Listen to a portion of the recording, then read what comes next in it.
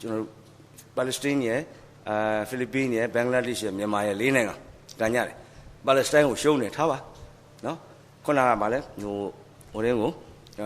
ဖိလစ်ပိန်းကိုလည်းငကိုးတကိုးလားမသိဘူးနောက်ဘာနိုင်ငံမသိဘူးတည်ရကြတယ်ထားမြန်မာဘောလုံးသင်းမြန်မာမျိုးပေါ်မှာကန်တာတက်တက်လုံးကနိုင်ခဲ့တဲ့ဘင်္ဂလားဒေ့ရှ်ရှုံးနေကျွေးကြော်သားကမြန်မာအားကစားကဘာကိုလွှမ်းစေရမည်တဲ့တဲ့ကြီးပဲအခုတော့ကျွန်တော်သိတော့ကမြန်မာအားကစားကဘာကိုလောင်းစေရမည်လှမ်းလောင်းတာဗာတက်နိုင်ပြီနော်ကဲကျွေးကြော်သားနေဆောင်းပုတ်တွေနဲ့တခြားစီဖြစ်နေကြတာအဲ့ဒါကြောင့်မို့ဓမေလှမင်းကပြောတာရန်လိုက်စင်ကရေးတာကျွန်တော်ပြောတာမဟုတ်ဘူးနော်ကျွေးကြော်နေုံများနဲ့မလုံညနိုင်မေးတို့ပြည်တို့မြေကြီးထီရက်တီနိုင်အောင်မေးကြံမိပြီဟုတ်ပြီထီဆိုတာထီမဟုတ်ဘူးနော် isolated ပြောထီမမောက်ပြောတာထီရကျွန်တော်တိုင်းပြည်အရှိတောင်အာရှမှာတိတ်လှတဲ့နိုင်ငံလေးအမလီချစ်စရာကောင်းတဲ့နိုင်ငံရင်းမြေသဘာဝဟာပင်လယ်ရှိတယ်တောင်တန်းရှိတယ်အကုန်လုံးပြည့်စုံတယ်တချို့နိုင်ငံဆိုကုန်းတွေမှာတချို့ဆိုပင်လယ်နဲ့ကျုံးလေးကြည်စားကျွန်တော်တိုင်းပြည်တိတ်လှတဲ့နိုင်ငံထီရက်တဲ့အာဆီယံဆိုင်နိုင်ငံမှာကျွန်တော်တိုင်းပြည်ပထမနံပါတ်1ကြွေးကြော်ရတယ်ကျွန်တော်အောက်ကနေပြန်ကြီးတန်းနိုင်ဘူးနေချက်အမေရိကန်နဲ့ဟယ်လီကော်ပတာကိုရိုင်ဖယ်နဲ့ပစ်ပြီးတော့မနေ့တနေ့ကမှလူဖြစ်လာတဲ့ဗီယက်နမ်ဟာသွားစမ်းပါကမ္ဘာဆန်စပါးဈေးကွက်သူကထိတ်ရောက်သွားတယ်ကျွန်တော်တို့ကငုတ်တုတ်ပဲနော်သွားပါအေးဆေးသွားပါနောက်မှငါတို့လိုက်ခဲ့လူကြီးလူဟောင်းပြီးတော့ရှေ့ကိုဦးစားပေးတာနော်ထီရက်တီနိုင်အောင်လေးကြံမိပြီအဆံမပါအတန်နာမြီးပုတ်တဲ့တကြံအမြောက်နဲ့ပမာကြီးဟာဆက်ပြီးချလာဗျာရှေးတုန်းကတကြံကြရင်နဲ့ထိန်းနဲ့မြောက်ဖောက်ပလိုက်တယ်အဲ့အမြောက်ကအတန်မဲထွက်တယ်အဆံမပါအဆံမပါတကြံနာအတန်နာမြီးပုတ်တဲ့တကြံအမြောက်နဲ့ပမာကြီးဟန်လောက်သာမြီးဟိန်ဒီကိန်းမျိုးနဲ့အကျိုးမဲ့ဖြစ်မှာတေချာပါပြီလေတို့ပိုင်နဲ့မြီးအော်တို့ဆိုင်နဲ့မြီးတို့ရီခံစားစမ်းစားနိုင်အောင်လေးလှလိုက်တာအတူတူပိုင်နဲ့မြီးဆိုင်နဲ့မြီးအတူတူဒုက္ခခံစားမဟိအတူတူဟာလားဒုက္ခစမ်းစားမဟိတို့ရီခံစားစမ်းစားနိုင်အောင်လေးတာဝန်တွေကိုစီသိထားစေလူမြည်သတိတရားတွေ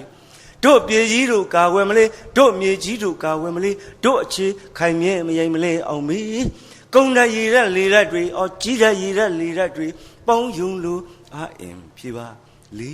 ကြွေးကြော်တာ1950ဝန်းကျင်52 53ဝန်းကျင်ပေါ်ခဲ့တဲ့ကြွေးကြော်စံတချင်းကျွန်တော်ရင်နဲ့ယခုထိလှိုင်းထားတော့ကျွန်တော်ကြွေးကြော်ဆဲပဲကျုံညိုတစ်နှစ်ကို၄အုပ်ထွက်စဉ်အကြွေးကြော်တာ2010အတွင်းတအုပ်တောင်တက်မထွက်ဘူးကိုယ့်ကိုယ်လည်းပြန်ကြည့်ပါလေနော်အဲ့တော့ကြွေးကြော်နေမှလည်းမလုံညံ့နိုင်ပါကောင်းပါပြီကျွန်တော်ရေတက်ရမလားမသိဘူးစာချစ်သူများကျွန်တော်တော့ရေတွေတောက်ပြောတို့တောင်ကိုမှကျုံညိုဒီတစ်ခါတော့ကျွန်တော်ရာဇဝင်တွေကကောက်နှုတ်ပြောပြီးတော့ဒါကျွန်တော်ဟောပြောချက်ရဲ့ last portion မှာကျွန်တော်အားနာပါပြီနော်ထိုင်းနေတာအကြာကြီးပဲ6နိုင်9နိုင်လောက်ကစထိုင်းခုထိထိုင်းရက်လေးတစ်ဖြက်ဖြက်နဲ့အားနာတယ်ကျွန်တော်လည်းအားနာတယ်မတ်တက်ရက်နေရတာနော်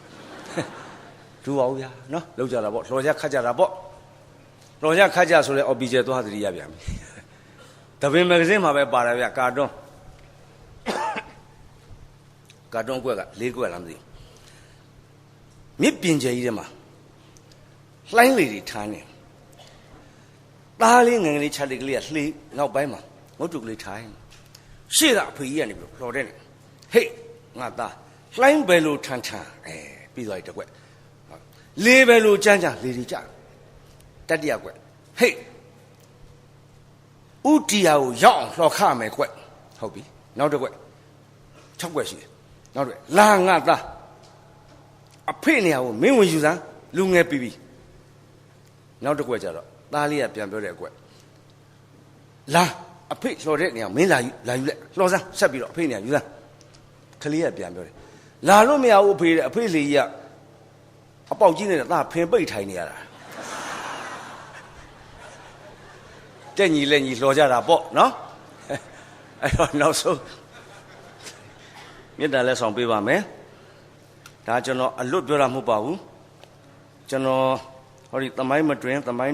းဝင်နေတဲ့စကားများဆိုပြီးတော့ဒုတိယကြိမ်ထုတ်ထားတဲ့ဒီစာအုပ်ထက်ကနေကျွန်တော်ကောက်နှုတ်ပြောတာဖြစ်ပါတယ်နော်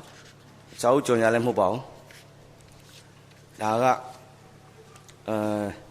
2010ခုနှစ်ကထွက်ပါတယ်စာမှုခွင့်ပြုချက်အမှတ်43399963839နဲ့ထွက်ထားတဲ့စာအုပ်ဖြစ်ပါတယ်အတလို့ပြောတာမဟုတ်ပါဘူးထောက်ထားနေပါနော်အဲ့ဒီထဲမှာကျွန်တော်ဒီသမိုင်းမတွင်သမိုင်းဝင်စကားတွေရှိတယ်လေနော်ဟိုနေ့ကမောင်သားရှူပြောသွားပြီလားမသိဘူးဗိုလ်ချုပ်အောင်ဆန်းရဲ့ကြီးပဲပြုတဲ့နာမည်ရရင်စားခြင်းဆိုသမိုင်းဝင်စကားဂျူလီယက်စီဇာဘရူဒတ်အော်မင်းလဲပါသူဓာတ်နဲ့ထိုးတဲ့ဘရူဒတ်နော်ရှိသေးတယ်ခုနပြင်သစ်ဘုရင်လူဝီ16ရဲ့မိဖုရားကြီးမယ်ရီအန်တွိုင်နက်1986ခုနှစ်ပြင်သစ်တော်လှန်ရေးဖြစ်ခံဒီမှာတိုင်းသူပြည်သားတွေပြည်သူလူတွေငတ်လုံးလို့ဘာစတီနန်းတော်ယူဘာဆိုင်နန်းတော်ယူပေါင်းမုံပေးပါပေါင်းမုံ bread ပေါ့ဗျာထမင်းပေါ့ဗျာဆန်ပေါ့ဗျာငတ်လုံးလို့ bread သူတို့တွေဆန်ထမင်းတောင်းကြတာမယ်ရီအန်တွိုင်နက်ကအမှညစာစားဝေးကျင်းပါတယ်သူကဒီဘာဖြစ်တာလဲဟဲ့ဆိုတော့ဟိုမှာပြလိုက်တယ်ဘွားနေလှမ်းကြည့်တယ်နန်းတော်ဘွားနေရဲတဲ့ယူ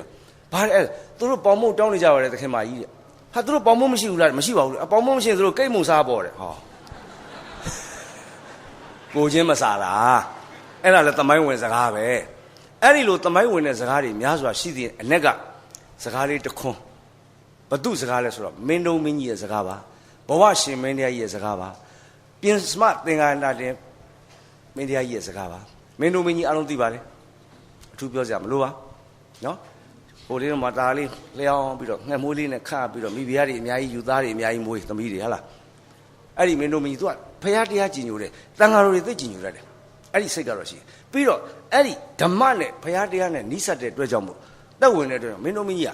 မင်္ဂလာတရား38ပါးနဲ့မှာခန္တီစသောဝိသတ္တတာတမနာနိစ္စဒတနာကာလေနဓမ္မတာကိစ္စထားသောဝိသတ္တတာဆိုတဲ့မင်္ဂလာတရားနဲ့မင်းတို့မင်းကြီးအင်မတန်ပြည့်စုံနေတယ်သောဝိသတ္တတာဆိုတာကဆိုဆုံးမလွယ်ခြင်းတကယ်ဆုံးမပြီဆိုမှန်ပြီဆိုမင်းတို့မင်းကြီးဘသူဆုံးမဆုံးမသူကနာခံတယ်ဘယင်ပေမဲ့နာခံလွယ်တယ်အမှန်တရားကိုသူများနိုးတယ်ပေါ့ဗျာသောဝိသတ္တရာရဲ့ဆန့်ကျင်ဘက်ကတော့ဒုပ္ပစဆိုတာဘယ်လိုပြောဘယ်လိုဆိုမရအောင်တောင်းကြီးခါနေတာတင်းနေကြီးခက်တီတီပဲတရားဘာမှလည်းမသိဘူးအဲ့ဒါဒုပ္ပစနော်အဲ့ဒီမင်းတို့မင်းကြီးကသောဝိသတ္တရာမင်္ဂလာနဲ့ညီစွာပြောရတဲ့စကားတစ်ခုရှိပါတယ်ပေါ်လာပါလိမ့်မယ်ဒီလိုဗျမင်းတို့မင်းကြီးမဖြစ်ခင်ကမင်းတို့မင်းသားဘဝမှာသူ့ရဲ့ဆရာတကာရှိတယ်ခန်းနေဥပဇင်းကြီးကျွန်တော်လည်းမေ့သွားပြန်ကြည့်လိုက်အောင်မကိုဟာကိုဒီ तू ကဘယ်ဒေသလဲဆိုတော့ဒီချင်းတွင်းအနောက်ဘက်ဗန့်ကြည်နယ်ပကြီးပေါ့ဗျာဘဒူရွာဇာတိဥစဉ်ကြီးတစ်ပါးရှိတယ်အဲ့ဒီမှာ तू ကခန်းနေဥစဉ်ကြီးသတင်းသုံးတဲ့အချိန်မှာမင်းတို့မင်းသားကအဲ့ဒီဥစဉ်နဲ့သိခင်တာဆရာတကာဥစဉ်နာမည်ဦးဝိသုဒ္ဓနောက်မင်းတို့မင်းကရွှေဘိုမှာပုံကံပဲဘာညာလို့တော့သူ့ငယ်ဆရာအဲ့ဒီဥစဉ်ကိုအရှင်ဖေကလူထွက်ပါဖေကလူတော်နဲ့တူလိုက်ပြီးတော့ဦးဝိသုဒ္ဓလူထွက်လိုက်ရတယ်လူထွက်တော့ဥယံဝေးဖြစ်သွားတယ်မင်းတို့မင်းကြီးဖြစ်တဲ့ခါမှာသူ့ဆရာဥယံဝေးသူ့ရဲ့2နှစ်ကြီးတယ်ဥယံဝေးကိုသူကပခန်းမြို့စားပေးပြီးတော့ပခန်းမင်းကြီးလို့ခန့်လိုက်တယ်ဝန်ကြီးဖြစ်တယ်မင်းတို့မင်းကြီးရဲ့လွတ်တော်မှာဝန်ကြီး10ပါးရှိတယ်အဲ့ဒီ10ပါးမှာဥယံဝေးကအချုပ်ထိတ်ဆုံးမယ်အင်မတန်တမကြတယ်မှန်တယ်လို့တယ်မှန်တယ်ပြောတယ်အလုံးကိုဖြောက်မှတ်တဲ့ဝန်ကြီးဥယံဝေးသူ့ကိုဆရာကြီးလို့မင်းတို့မင်းကြီးကခေါ်တယ်ဟုတ်ပြီမဟာမင်းလားစီသူဘန်းတွေကဘာညာအဲ့လိုဘွဲတွေပေါ့ဗျာနော်အဲ့ဒီမှာမင်းတို့မင်းကြီးနဲ့ဥယံဝင်းနဲ့ထိတ်တိုက်တွေ့ကြတဲ့ကိစ္စတွေရှိတယ်တစ်ခုနှစ်ခုသုံးခုကျွန်တော်ပြောပြတခါသားဥယံဝေးသူ့နှမမုတ်ဆိုးမဒေါ်နီဆိုတာရှိတယ်ခုနပကြီးတိုက်နေမှာဘဒူရွာမှာဆင်းရဲလို့မုတ်ဆိုးမဒေါ်နီကသူ့အကိုကြီးဥယံဝေးဝန်ကြီးဖြစ်နေပြီဆိုပြီးတော့ရန်နာဘုံရွှေမြို့တော်လာပြီးတော့ပတ်စံလာတောင်းဥယံဝေးပတ်စံပေးစရာမရှိဘူးဒီဝန်ကြီးကလည်းလာစား2000ရတယ်အဲ့ဒီခေတ်ကဒေါင်းတင်းက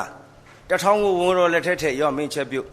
900ကိုတပည့်တွေပေးသူကိုယ်ပိုင်သုံးတဲ့ပတ်စံ900ပဲရှိအဲ့ဒီ900လည်းဟိုပေးဒီပေးနေသူ့မြာမလောက်ရှာဒီဝန်ကြီးကလည်းဘာမှအန်တာတီဘယ်တွေအိုဗာတီဘယ်လည်းဘာမှမရှိဘူးအဲ့တော့သူ့မှာပတ်စံမရှိဘူးဒေါ်နီလာတောင်းတော့ဟာငါနာမနေဦးဟာဆိုပြီးတော့နန်းတော်ထဲဝင်သွား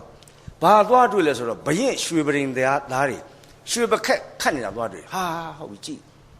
အဲ့ဒီကနေဟိုဘက်ကြည့်တော့45ကျပ်သားရွှေတုံးတုံးတင်ထားတာတွေ့ဟာမင်းတို့အဲ့ဒါဘာဟုတ်တာမင်းဘရင်မင်းရရွှေပခက်ကြီးခတ်ပြီးတော့ပုံနေတဲ့ရွှေပါဗျဘယ်လောက်ရှိလဲ45ကျပ်သားအေးအတော်ပဲဆိုကောက်ထည့်သွားတာဗျဥယံဝေးကဟာဘလို့ဖြစ်တာလဲပေါ့မင်းတို့မင်းရောအမင်းကြီးဦးဖိုးလိုင်ကိုလှုပ်ပြီးတော့ဥယံဝေးမေးခိုင်းတယ်တော်တန်းလို့မမေးရဘူး ဆရာကြီးကအဲ့ဒီ45ကျသားရွှေတုံးကြီးကောက်ထည့်သွားအေးငါကောက်ထည့်သွားတယ်ဟင်ဆရာကြီးကဘာလို့ကောက်လဲငါနှမမုတ်ဆိုးမဒေါ်နီငါပတ်စံငါပေးစရာမရှိဘူးသူ့လည်းငါပေးလိုက်ချင်လို့ရွာလည်းပေးလိုက်ချင်လို့ဘာကြောင့်အဲ့ဘင်းပစ္စည်းယူရတော့ဟာဘင်းပစ္စည်းမလို့ငါယူတာပေါ့တဲ့ဟာပြောပုံကငါအရှင်သခင်လေးတဲ့အဲ့လိုယူလို့ငါတန်တရားမှာခွေးဖြစ်မဆိုငါအရှင်ဒီမှာငါပြန်ခွေးဖြစ်မယ်တဲ့ဖြစ်ရဲတယ်တဲ့ငါပြည်သူလူထုဆရာယူတာမဟုတ်ဘူးတဲ့ငါဘင်းဆရာငါယူတာဘာဖြစ်သေးလဲတဲ့ဥယံဝေးဒါမင်းတို့မင်းကြီးခင်ဗျာမှာသူ့ရွှေလုံးသူ1000နဲ့ပြန်ရွေးရရှာတယ်မင်းတို့မင်းကြီးအဲ့ဒါနော်နောက်တစ်ခါကျတော့ပြဿနာတက်ပြအင်မတန်စိတ်ဆိုးတယ်ပြောတယ်မင်းတို့မင်းကြီး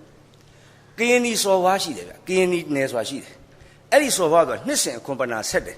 အဲ့ဒီအခွန်ပနာမင်းတို့မင်းကြီးမှန်မှန်စားတယ်တခါကတော့